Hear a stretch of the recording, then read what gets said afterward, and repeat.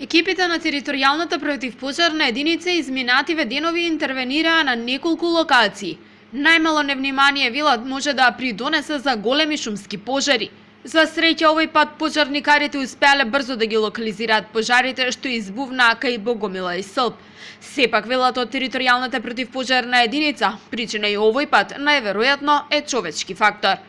Ние овие денови имавме интервенција во Богомила, во тој дел на Богомила, потоа имавме интервенции во Сълп, односно Раштанскиот дел, каде што од самата шума, односно од страништата што се палеа, се префали на жито што не било ни ожнеано, тука имаме и штета, така речено, значи сето тоа е од човечки фактор. Сепак порака и до сите што се инволвирани, значи мештани, значи до сега сме си помагали и од сега ќе си помагаме, значи кога ќе видат такво нешто да не информираат брзо, за да можеме ние да делуеме.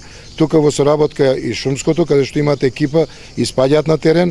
Палење на стрништа, оган на излетнички места, невнимание на берачи на шумски плодови, неконтролирани реакции на дрвократци. Сево ова може да допринесе за пожари од поголеми размери во летниот период.